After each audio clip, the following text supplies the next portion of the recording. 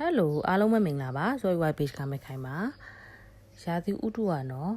ဘာစားရမလဲဆိုတော့အရန်လိုက်ဖက်နေတာက hot pot ပါ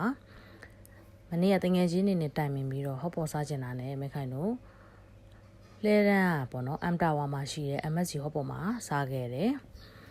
သူ့ရဲ့ hot pot ကကြတော့သူပုံမှန်กว่าဒီလိုမှားစရာမလိုပဲနဲ့ဒီလိုမျိုး rotate လှည့်တဲ့ဟာလေးနဲ့သွားတယ်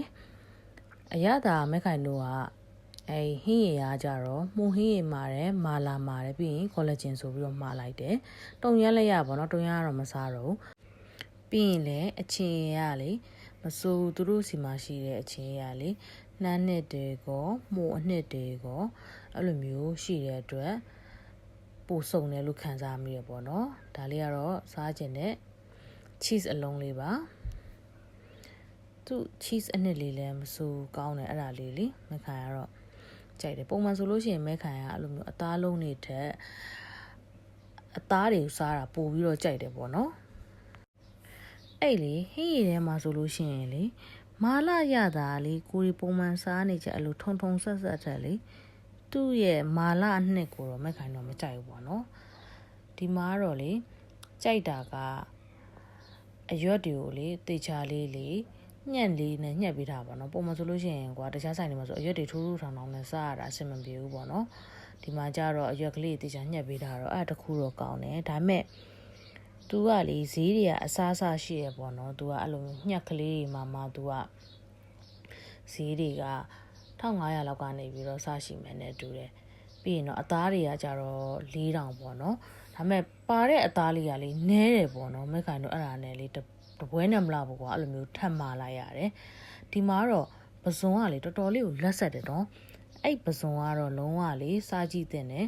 အစတော့ပေါ့နော်မက်ခိုင်ကအဲ့ပဇွန်ထက်ကွာစီဖူးတဲ့အသားအပူချိုက်တာဒါပေမဲ့ပဇွန်လဲစားကြည့်လိုက်တော့ပဇွန်ကလေထုတ်လေးနဲ့တော်တော်လေးလက်ပြီးတော့စားကောင်းတယ်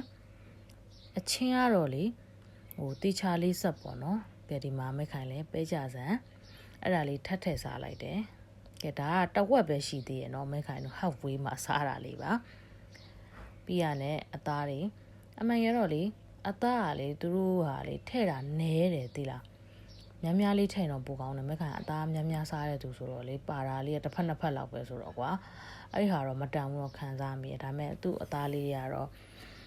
ပါပြီမဲ့ဟွာပေါ့နော်သွားကြညက်တာမျိုးမရှိပဲနဲ့စားလို့ပို့ပြီးတော့ကောင်းတယ်အဲ့ဒါပထမစားခြင်းတော့အေးမတောက်ဘူးဆိုပေမဲ့ဒါပေမဲ့နောက်ဆုံးကျတော့ရေငတ်လာလို့ပေါ့နော်အေးတောက်လိုက်ရတယ်ပေါ့နော်အဲ့မှာ तू ကကြာစိတ်ရင်းနေတော့ကွာအဲ့အသားအချူတွေရဲ့အရသာတွေဝင်သွားပြီးတော့ပေါ့နော်နည်းနည်းလေးတော့အရသာလေးရဲ့ဘက်ကိုသွားတယ်ဒါကတော့မဲခိုင်မှုနှစ်နဲ့ထပ်ပြီးတော့ဆက်ထားတာလေးပေါ့နော်အဲ့မှုနှစ်ကလေးကနည်းနည်းငံပေမဲ့အရသာပိုးပြီးတော့စားကောင်းတယ်ပေါ့နော်ပဇွန်ကတော့မဖြစ်မနေစားကြည့်နေတယ်